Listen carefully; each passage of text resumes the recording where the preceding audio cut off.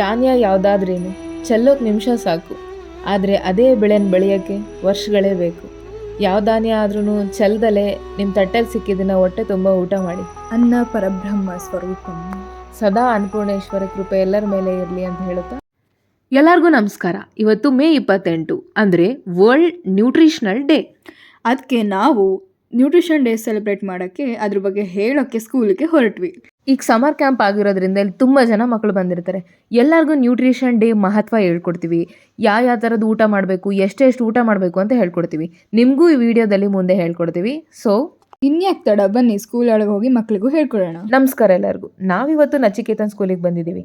ಇಲ್ಲಿನ ಮಕ್ಕಳಿಗೆ ಫ್ರೂಟ್ಸ್ ಬಗ್ಗೆ, ವೆಜಿಟೇಬಲ್ಸ್ ಬಗ್ಗೆ, ಸಿರಲ್ಸ್ ಬಗ್ಗೆ, ಪಲ್ಸಸ್ ಬಗ್ಗೆ ಹೇಳ್ಕೊಡೋಕ್ಕೆ.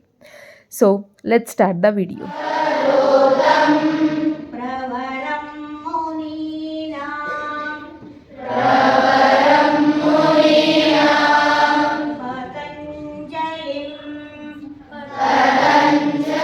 ಸಮ್ಮರ್ ಕ್ಯಾಂಪಲ್ಲಿ ಮಕ್ಕಳದ್ದು ಯೋಗ ನಡೀತಿತ್ತು. ಎಲ್ಲರೂ ರೆಡಿ ಮಾಡ್ಕೋತಿದ್ದಾರೆ.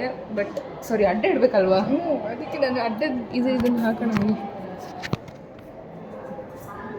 ಎಲ್ಲರೂ ರೆಡಿ ಮಾಡ್ಕೋತಿದ್ರೆ ನಾವಿಬ್ರು ಇಲ್ಲಿ ಸೈಡಿಗೆ ಬಂದು ವಿಡಿಯೋಸ್ ಸ್ಕೂಲ್ ಮಕ್ಕಳು ಫುಲ್ ಸಮ್ಮರ್ ಕ್ಯಾಂಪಲ್ಲಿ ಫುಲ್ ಸಾಂಗು, ಹಿಂಗು, ಡ್ಯಾನ್ಸ್, ಯೋಗ ಎಲ್ಲ ಮಾಡ್ತಿದ್ದಾರೆ. ನಾವು ಸ್ವಲ್ಪ ಮೆಡಿಕಲ್ ಸ್ಟೂಡೆಂಟ್ಸ್ ಆಗಿ ಅವ್ರಿಗೆ ಎಲ್ಲ ಆಹಾರದ ಬಗ್ಗೆ, ನ್ಯೂಟ್ರಿಯೆಂಟ್ ಡಯಟ್ಸ್ ಬಗ್ಗೆ ಹೇಳೋಕೆ ಬಂದಿದ್ದೀವಿ. ಆ್ಯಂಡ್ ಇವತ್ತು ನ್ಯೂಟ್ರಿಷನ್ ಡೇ ಕೂಡ. Happy nutrient day. ನಿಮಗೂ ಎಲ್ಲ ಡೀಟೇಲ್ಡಾಗಿ ಎಕ್ಸ್ಪ್ಲೇನ್ ಮಾಡ್ತೀವಿ. ಬಟ್ ಮಕ್ಕಳದಾದ ತಕ್ಷಣ ನಾವು ಕೂಡ ನಮ್ಮ ಗ್ರೂಪ್ ಸೀರಿಯಲ್ಸ್ ಇತ್ತು, ಏಕದಳ ಧಾನ್ಯ ಎಲ್ಲ ರೆಡಿ ಮಾಡ್ಕೊಂಡ್ವಿ. ನಮ್ಮ ನಿಖಿತಾ ಅವರು ಕೂಡ ಕವರ್ ಆಗಲಿ ಅಂತ ಬಂದಾಯಿತು. ಈಗ ನೋಡಿ, ಅವರು ತುಂಬ ಡೀಟೇಲ್ಡಾಗಿ ನಮ್ಮ ಗ್ರೂಪ್ ಬಗ್ಗೆ ಎಕ್ಸ್ಪ್ಲೇನ್ ಮಾಡ್ತಿದ್ರು. ಸರಿ, ಬನ್ನಿ ಗ್ರೂಪ್ ಬಗ್ಗೆ ತಿಳ್ಕೊಳ್ಳೋಣ. ನೋಡಿ, ಇದು ಸೀರಿಯಲ್ಸ್ ಏಕದಳ ಧಾನ್ಯ. ಏಕದಳ ಧಾನ್ಯ ನಾವು ಎಕ್ಸ್ಪ್ಲೇನ್ ಮಾಡಿದ್ವಿ. ನಮ್ಮ ಫ್ರೆಂಡ್ಸು ಮಕ್ಕಳಿಗೆ ಫ್ರೂಟ್ಗಳ ಬಗ್ಗೆ ಎಕ್ಸ್ಪ್ಲೇನ್ ಮಾಡಿದರು. ನೆಕ್ಸ್ಟ್ ಬಂದು ಇದು ವೆಜಿಟೇಬಲ್ಸ್. ಇದನ್ನು ನಮ್ಮ ಫ್ರೆಂಡ್ಸ್ ಎಲ್ಲ ಎಕ್ಸ್ಪ್ಲೇನ್ ಮಾಡಿದರು. ನೆಕ್ಸ್ಟ್ ವೆಜಿಟೇಬಲ್ ಆದ ತಕ್ಷಣ ನಾವು ಏಕದಳ ಮಾಡಿದ್ವಲ್ಲ, ದ್ವಿದಳ ಧಾನ್ಯನ ಇನ್ನೊಂದು ಗ್ರೂಪ್ ಅವ್ರು ಎಕ್ಸ್ಪ್ಲೇನ್ ಮಾಡಿದರು. ನೋಡಿ, ಎಲ್ಲ ಥರದ ದ್ವಿದಳ ಧಾನ್ಯಗಳನ್ನ ಇಟ್ಟು ಮಕ್ಕಳಿಗೆ ಲೈವ್ ಸ್ಪೆಸಿಮನ್ ಜೊತೆ ತೋರಿಸಿ ಹೇಳಿಕೊಟ್ವಿ. ನಮ್ಮದು ಏಕದಳ ಧಾನ್ಯ. ಇವತ್ತು ನಾವು ಈ ವಿಡಿಯೋದಲ್ಲಿ ಏಕದಳ ಧಾನ್ಯಗಳ ಬಗ್ಗೆ ನಿಮ್ಮೆಲ್ಲರಿಗೂ ಹೇಳ್ಕೊಡ್ತೀವಿ. ಏಕದಳ ಧಾನ್ಯದ ಬಗ್ಗೆ ಹೇಳ್ಕೊಡೋಕ್ಕೆ ನಮ್ಮ ಟೀಮಲ್ಲಿ ನಾನು, ನಿಖಿತಾ, ಅದಾದಮೇಲೆ ವೈಷ್ಣವಿ ಅಂತ ನಮ್ಮ ಫ್ರೆಂಡು, ಹಾಗೆ ಒಬ್ಬ PG ಅಕ್ಕ ಕೂಡ ಇದ್ದರು. ಸೊ ಅವ್ರ ಹೆಲ್ಪಿಂದ ಚೆನ್ನಾಗಿ ಪ್ರಾಕ್ಟೀಸ್ ಮಾಡಿದ್ವಿ. ಸೊ ಮಕ್ಕಳಿಗೂ ಹೇಳ್ಕೊಡೋಕೆ ಸ್ಟಾರ್ಟ್ ಮಾಡಿದ್ವಿ. ನಮ್ಮ ಸ್ವಾತಿ ಅಂತೂ ಪಟ್ ಪಟ್ ಪಟ್ ಅಂತ ಫುಲ್ ಎಕ್ಸ್ಪ್ಲೇನ್ ಮಾಡಿ ಮಾಡಿ ಹೇಳಿದ್ಲು ಮಕ್ಕಳಿಗೆ ಎಲ್ಲರಿಗೂ. ನಿಖಿತಾನೇ ಏನು ಕಡಿಮೆ ಅಲ್ಲ, ಅವರಿಗೆ ಕೇಳ್ತಿದ್ಲು ಏನು ಹೇಳಿ ಅಂತ ಹೇಳಿದ್ರಪ್ಪ ಮಕ್ಕಳು. ರೈಸ್ ಬಗ್ಗೆ ಅಂದರೆ ನಾರ್ಮಲ್ ಏಕದಳ ಧಾನ್ಯ ಎಲ್ಲರಿಗೂ ಗೊತ್ತಿರುತ್ತಲ್ಲ, ರೈಸ್, ವೀಟ್ ಅಂದರೆ ಗೋಧಿ, ಅಕ್ಕಿ ಎಲ್ಲದ್ರ ಬಗ್ಗೆ ಹೇಳಿದರು.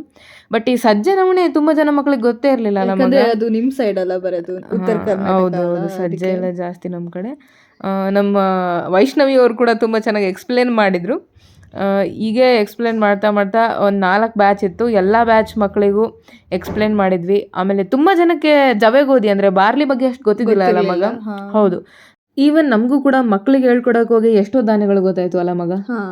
ಈಗ ಇಡೀ ಇಂಡಿಯಾನ ನಾರ್ತ್ ಇಂಡಿಯಾ, ಸೌತ್ ಇಂಡಿಯಾ ಅಂತ ಪಾರ್ಟ್ ಮಾಡಿದರೆ, ನಾರ್ತ್ ಇಂಡಿಯಾದಲ್ಲಿ ಗೋಧಿ ಜಾಸ್ತಿ ಬೆಳೀತಾರೆ, ಸೌತ್ ಇಂಡಿಯಾದಲ್ಲಿ ಅಕ್ಕಿ ಜಾಸ್ತಿ ಬೆಳೀತಾರೆ. ಯಾಕಂದರೆ ಇದನ್ನು ಪ್ರಧಾನ ಧಾನ್ಯ ಅಂತ ಕರೀತಾರೆ. ಪ್ರಧಾನ ಧಾನ್ಯ ಅಂದರೆ ಸ್ಟೇಪಲ್ ಫುಡ್, ಅಂದರೆ ಆ ಪ್ರಾಂತದ ಜನರು ಯಾವ ಆಹಾರ ಜಾಸ್ತಿ ತಿಂತಾರೆ ಅಂತ. ಸೌತ್ ಇಂಡಿಯಾದಲ್ಲಿ ಅಕ್ಕಿ ಅಂದರೆ ಅನ್ನ ಜಾಸ್ತಿ ಊಟ ಮಾಡ್ತಾರೆ. ನಾರ್ತ್ ಇಂಡಿಯಾದಲ್ಲಿ ಗೋಧಿ ಅಂದರೆ ಚಪಾತಿ, ಪರೋಟ ಆ ಥರದ ಆಹಾರನ ಜಾಸ್ತಿ ಸೇವನೆ ಮಾಡ್ತಾರೆ. ಸಿರಿಧಾನ್ಯಗಳು ಯಾವುದಂದ್ರೆ ಜೋಳ, ಸಜ್ಜೆ, ರಾಗಿ, ಸಾಮೆ, ಹಾರಕ, ನವಣೆ, ಓದಲು, ಬರಗು. ಮೊದಲು ಅಕ್ಕಿ ಬಗ್ಗೆ ತಿಳ್ಕೊಳ್ಳೋಣ. ಅನ್ನಂ ಪರಬ್ರಹ್ಮ ಸ್ವರೂಪಂ ಅಂತ ಕರೀತಾರೆ. ಅಂದರೆ ಅನ್ನ ಶುದ್ಧತೆ ಮತ್ತು ಸಮೃದ್ಧತೆಯ ಸ್ವರೂಪ. ಮಗ, ಇವಾಗ ಅನ್ನ ತಿಂದ್ರೆ ದಪ್ಪ ಆಗ್ತಾರಂತಲ್ಲ, ಅದು ನಿಜನಾ? ಹಾಂ ಮಗ, ನಾನು ಆಗಲೇ ಹೇಳಿದ್ನಲ್ಲ, ಸೌತ್ ಇಂಡಿಯಾದಲ್ಲಿ ಇದೇ ಸ್ಟ್ಯಾಪಲ್ ಫುಡ್ ಅಂತ. ಜನ ಏನು ಮಾಡ್ತಾರೆ, ಹೊಟ್ಟೆ ಹಸುವಾದಾಗ ಅಗತ್ಯಕ್ಕಿಂತ ಜಾಸ್ತಿ ಇದನ್ನೇ ತಿಂತಾರೆ. ಇದರಲ್ಲಿ ಬರೀ ಕಾರ್ಬೋಹೈಡ್ರೇಟ್ ಅಂಶ ಇರುತ್ತೆ. ನ್ಯೂಟ್ರಿಷನ್ ಡಯಟ್ ಅಂದರೆ ಎಲ್ಲ ಇರಬೇಕು. ಕಾರ್ಬೋಹೈಡ್ರೇಟ್, ಪ್ರೋಟೀನ್, ಫ್ಯಾಟ್, ಲಿಪಿಡ್ಸ್ ಎಲ್ಲ ಇರಬೇಕು. ಇದರಲ್ಲಿ ಬರೀ ಕಾರ್ಬೋಹೈಡ್ರೇಟ್ ಅಂಶ ಇರುತ್ತೆ. ಸೊ ನೀನು ಜಾಸ್ತಿ ಇದನ್ನು ತಿಂದರೆ ದಪ್ಪ ಆಗ್ತೀಯ. ಇದನ್ನು ತಿನ್ನೋದ್ರಿಂದನೇ ದಪ್ಪ ಆಗಲ್ಲ. ಈಗ ನಿನಗೆ ಫೈಬರ್ ಕಂಟೆಂಟ್ ಬೇಕಂದ್ರೆ ಏನು ತಿನ್ಬೇಕು ಹೇಳು? ಚಪಾತಿ. ಹಾಂ, ಇವಾಗ ಶುಗರ್ ಕಂಟೆಂಟಲ್ಲೂ ಅಂದರೆ ಶುಗರ್ ಕಂಟೆಂಟ್ ಜಾಸ್ತಿ ಆಗಬಾರ್ದು ಅಲ್ವಾ ಈಗ ಶುಗರ್ ಪೇಷಂಟ್ಸಲ್ಲಿ. ಅದಕ್ಕೆ ಅವ್ರಿಗೆ ಅನ್ನ ಸ್ಕಿಪ್ ಮಾಡಿ ಚಪಾತಿ ತಿನ್ನಿ ಅಂತ ಹೇಳ್ತಾರೆ. ಯಾಕೆ ಹೇಳು? ಯಾಕಂದರೆ ಅದರಲ್ಲಿ ಫೈಬರ್ ಜಾಸ್ತಿ ಇರುತ್ತೆ. ಈಗ ಮೇನಾಗಿ ಸ್ಕೂಲಲ್ಲಿ ಮಕ್ಕಳಿಗೆ ಏನು ಹೇಳ್ಕೊಟ್ವಿ ಅಂದರೆ ಅನ್ನ ತಿಂದೇ ಇರೋರು ಯಾರೂ ಇರಲ್ಲ. ಬಟ್ ಈಗ ಅನ್ನದ ಒಂದು ಪ್ರಿಪ್ರೇಷನ್ಸ್ ಹೇಳ್ಕೊಟ್ವಿ. ಈಗ ಹೆಂಗೋ ಬೇಸಿಗೆ ತುಂಬ ಹೀಟ್ ಇರುತ್ತೆ. ಆ ಹೀಟ್ನ ಕಡಿಮೆ ಮಾಡೋಕ್ಕೋಸ್ಕರ ಒಂದು ಪ್ರಮಾಣ ಅಕ್ಕಿಗೆ 16 ಪ್ರಮಾಣ ನೀರು ಹಾಕಿ ಅದರಿಂದ ಗಂಜಿ ಮಾಡಿಕೊಂಡು ಅದನ್ನು ಸಕ್ಕರೆ ಅಥವಾ ಬೆಲ್ಲದ ಜೊತೆ ಕುಡಿಯೋದ್ರಿಂದ ಈಗ ಎಷ್ಟು ನೀರು ಕುಡಿದ್ರೂ ಸಮಾಧಾನನೇ ಆಗ್ತಿರಲ್ಲ, ಈಗ ಬೇಸಿಗೆಗೆ ತುಂಬ ಹೊಟ್ಟೆ ಉರಿ ಆಗ್ತಿರತ್ತೆ, ನಿದ್ದೆ ಬರ್ತಿರಲ್ಲ ಅಂಥವ್ರಿಗೆ ಆ ಗಂಜಿ ಕುಡಿಯೋದ್ರಿಂದ ತುಂಬ ಒಳ್ಳೆಯದು. ಈಗ ನಾನು ಗೋಧಿ ಬಗ್ಗೆ ಹೇಳ್ತೀನಿ. ಗೋಧಿನ ನಾರ್ತ್ ಇಂಡಿಯಾದಲ್ಲಿ ತುಂಬ ಜಾಸ್ತಿ ಬೆಳೀತಾರೆ. ಅದರಲ್ಲಿ ಫೈಬರ್ ಕಂಟೆಂಟ್ ಜಾಸ್ತಿ ಇರುತ್ತೆ, ಹಾಗೆ ಶುಗರ್ ಕಂಟೆಂಟ್ ಕಮ್ಮಿ ಇರುತ್ತೆ. ಸೊ ಒಬೆಸ್ ಇರೋರಿಗೆ ಹಾಗೆ ಶುಗರ್ ಇರೋರಿಗೆ ಇದನ್ನು ನಾವು ರೆಕಮೆಂಡ್ ಮಾಡ್ತೀವಿ, ಯಾಕಂದರೆ ಫೈಬರ್ ಕಂಟೆಂಟ್ ಇರೋದ್ರಿಂದ. ಈಗ ಪರೋಟ ಆಮೇಲೆ ಮೈದಾಯಿಂದ ಏನೇನು ಅಡುಗೆ ಮಾಡ್ತೀವೋ ಅದನ್ನು ನಾವು ಅವಾಯ್ಡ್ ಮಾಡಬೇಕು, ಯಾಕಂದರೆ ಅದನ್ನು ವೀಟಿಂದನೇ ನಾವು ಎಕ್ಸ್ಟ್ರಾಕ್ಟ್ ಮಾಡ್ತೀವಿ ಬ್ಲೀಚಿಂಗ್ ಮಾಡಿ. ಸೊ ಮೈದಾನ ನಾವು ಯೂಸ್ ಮಾಡಬಾರ್ದು. ಈಗ ನಾವು ಹೋಲ್ ವೀಟ್ನೇ ಯೂಸ್ ಮಾಡಬೇಕು. ಆ್ಯಕ್ಚುಯಲ್ ಫೈಬರ್ ಇರೋದೇ ಸಿಪ್ಪೆಯಲ್ಲಿ, ಅದನ್ನು ತೆಗೆದು ನಾವು ಮೈದಾಕ್ಕೆ ಯೂಸ್ ಮಾಡಿದರೆ ಅದು waste. As compared to parotta, chapati is best. ಇಷ್ಟೊತ್ತು ನಿಮಗೆಲ್ಲ ಅಕ್ಕಿ ಮತ್ತು ಗೋಧಿ ಬಗ್ಗೆ ಹೇಳ್ಕೊಟ್ವಿ. ಈಗ ಸಿರಿಧಾನ್ಯಗಳ ಬಗ್ಗೆ ಹೇಳ್ಕೊಡ್ತೀವಿ. ಸಿರಿಧಾನ್ಯನ ಕುಧಾನ್ಯ ಅಂತಲೂ ಕರೀತಾರೆ. ಅಂದರೆ ಇದು ಧಾನ್ಯಕ್ಕಿಂತ ಒಂದು ಮಟ್ಟ ಕೆಳಗೆ ಅಂತ. ಈಗಿನ ಕಾಲದಲ್ಲಿ ಇದರಲ್ಲೇ ಪೌಷ್ಟಿಕಾಂಶ ಇದೆ ಅಂತ ನಂಬಿದ್ದಾರೆ. ಆ್ಯಕ್ಚುಲಿ ಅಲ್ಲ, ಇದನ್ನು ಲಾಂಗ್ ಟರ್ಮ್ ಯೂಸ್ ಮಾಡಬಾರ್ದು, ಅಂದರೆ ತುಂಬ ದಿನ ಯೂಸ್ ಮಾಡಬಾರ್ದು. ಬಾಡಿಗೆ ಇಮ್ಯಾಸಿಯೇಷನ್ ಆಗುತ್ತೆ, ಅಂದರೆ ಶಕ್ತಿ ಕಡಿಮೆ ಆಗುತ್ತೆ.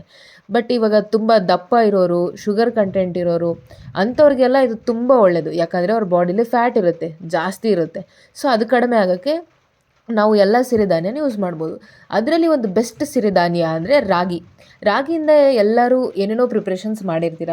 ರಾಗಿ ಮುದ್ದೆ, ಕೀಲ್ಸ್, ನೋಡಿ ಇವೆಲ್ಲ ರಾಗಿಯಿಂದ ಮಾಡ್ಬೋದಾದಂಥ ಅಡುಗೆಗಳು. ನಿಮಗೆಲ್ಲ ನಾನು ರಾಗಿದ ಇನ್ನೊಂದು ಸ್ಪೆಷಾಲಿಟಿ ಹೇಳ್ತೀನಿ.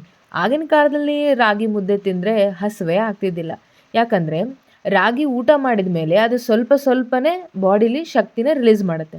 ಹಾಗಾಗಿ ರಾಗಿ ತಿಂದಾಗ ಬೇಗ ಹಸಿವೆ ಆಗಲ್ಲ ಅಂದರೆ ಜಾಸ್ತಿ ಊಟ ಮಾಡಲ್ಲ, ಜಾಸ್ತಿ ಊಟ ಮಾಡಿಲ್ಲ ಅಂದರೆ ನೀವು ದಪ್ಪ ಆಗಲ್ಲ. ನಿಮ್ಮ ವೇಟ್ನ ನೀವು ಕಂಟ್ರೋಲಾಗಿ ಇಟ್ಕೊಳ್ಳೋಕ್ಕೆ ರಾಗಿ ಇಸ್ ದ ಬೆಸ್ಟ್. ಎಸ್ಪೆಷಲಿ ಈ ರಾಗಿ ಅಂಬಲಿ ಮಾಡ್ತಾರೆ, ಅದಂತೂ ವೇಟ್ ಲಾಸಿಗೆ ಬೆಸ್ಟ್ ಅಂದರೆ ಬೆಸ್ಟ್. ಒಂದು ವಾರ ಕುಡಿದು ನೋಡಿ, ಚೇಂಜಸ್ನ ನೀವೇ ನೋಡ್ಬೋದು. ಅದೆಲ್ಲ ಅಲ್ಲದೆ ರಾಗಿಲಿ ಕ್ಯಾಲ್ಶಿಯಂ ಕಂಟೆಂಟ್ ತುಂಬ ಜಾಸ್ತಿ ಇರುತ್ತೆ. ಕ್ಯಾಲ್ಶಿಯಂ ಬೋನಿಗೆ ಬೇಕೇ ಬೇಕು. ಸೊ ನಿಮ್ಮ ಬೋನ್ ಗಟ್ಟಿ ಇರಬೇಕು ಅಂದರೆ ನೀವು ಈ ರಾಗಿನ ಕನ್ಸ್ಯೂಮ್ ಮಾಡಿ. ಇದು ಉಳಿದಿರೋ ಮಿಲೆಟ್ಸ್. ನಾವು ಇದನ್ನು ನೆಕ್ಸ್ಟ್ ವಿಡಿಯೋದಲ್ಲಿ ಎಕ್ಸ್ಪ್ಲೇನ್ ಮಾಡ್ತೀವಿ. ಆ್ಯಸ್ ಕಂಪೇರ್ ಟು ಚಪಾತಿ, ಜೋಳದ ರೊಟ್ಟಿಲಿ almost same calories, protein, carbohydrate content ಇರುತ್ತೆ. ಮಗ, ಇವರೆಲ್ಲ ಏನು ನೋಡ್ತಿದ್ದಾರೆ? ಹಾಗೆ ಒಂದ್ಸರಿ ಫ್ಲ್ಯಾಶ್ ಬ್ಯಾಕ್ ಹೋಗಿ. ಓ ಅದಾ, ನಾವು ಚಾಟ್ ಮಾಡಿದ್ವಲ್ಲ ನ್ಯೂಟ್ರಿಷನ್ ಡೇಗೆ, ಹಾಗೆ ನೀನು ಫುಲ್ಲು ಪ್ರಿಪೇರ್ ಮಾಡ್ತಿದ್ದೆ, ಬರೀತಿದ್ದೆ ಫುಲ್ ಎಲ್ಲ. ಹಾಂ, ನಿನಗೆ ಅದನ್ನ ಸ್ವಲ್ಪ ಕಲರ್ಸ್ ಇರೋ ಪೇಜ್ನ ಪೇಸ್ಟ್ ಮಾಡು ಅಂದರೆ ನೈಟ್ ಅಷ್ಟೊತ್ತಲ್ಲಿ ಸಾಂಗ್ ಕೇಳ್ಕೋತ ಕೂತಿದ್ವಪ್ಪ.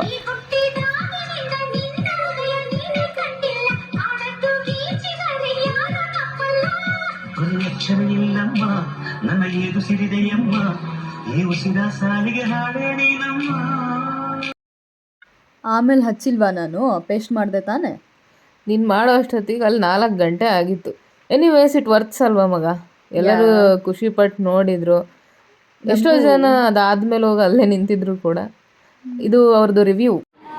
ಎಕ್ಸಿಬಿಷನ್ ತುಂಬ ಯೂಸ್ಫುಲ್ ಆಯಿತು ನನಗೆ. ನಾನು ಏನೇನು ಫುಡ್ ತಿನ್ನಬೇಕು, ನಾನು ಏನು ತಿಂದರೆ ನನಗೆ ಹೆಲ್ತಿ, ಏನು ತಿಂದರೆ ನನಗೆ ಒಳ್ಳೆಯದಿಲ್ಲ, ನನಗೆ ತುಂಬ ಅರ್ಥ ಆಯಿತು. ಇನ್ನು ನನ್ನ ಫ್ಯೂಚರಲ್ಲೂ ನಾನು ಇದೇ ಥರ ಎಕ್ಸಿಬಿಷನ್ ಅಟೆಂಡ್ ಮಾಡೋಕ್ಕೆ. ಇದಿಷ್ಟು ನಮ್ಮ ಮಿಲೆಟಿನ ಬಗ್ಗೆ ಆಗಿತ್ತು. ತಡಿ ಮಗ, ಈ ಸತಿ ನಾನು ಹೇಳ್ತೀನಿ. ಹಾಂ, ಇದಿಷ್ಟು ಇವತ್ತಿನ ವ್ಲಾಗ್ ಆಗಿತ್ತು. ಎಲ್ಲರಿಗೂ ಥ್ಯಾಂಕ್ ಯು. ಅದೇ ಜೋಶಲ್ಲಿ ವಾಪಸ್ ಹಾಸ್ಟೆಲಿಗೆ ಹೊರಟ್ವಿ. ಧಾನ್ಯ ಯಾವುದಾದ್ರೇನು ಚೆಲ್ಲೋಕೆ ನಿಮಿಷ ಸಾಕು, ಆದರೆ ಅದೇ ಬೆಳೆನ ಬೆಳೆಯೋಕ್ಕೆ ವರ್ಷಗಳೇ ಬೇಕು. ಯಾವ ಧಾನ್ಯ ಆದ್ರೂ ಚೆಲ್ದಲೇ ನಿಮ್ಮ ತಟ್ಟೆಲಿ ಸಿಕ್ಕಿದ್ದನ್ನು ಹೊಟ್ಟೆ ತುಂಬ ಊಟ ಮಾಡಿ. ಅನ್ನ ಪರಬ್ರಹ್ಮ ಸ್ವರೂಪಂ. ಸದಾ ಅನ್ನಪೂರ್ಣೇಶ್ವರ ಕೃಪೆ ಎಲ್ಲರ ಮೇಲೆ ಇರಲಿ ಅಂತ ಹೇಳುತ್ತಾ ಥ್ಯಾಂಕ್ ಯು ಫಾರ್ ವಾಚಿಂಗ್.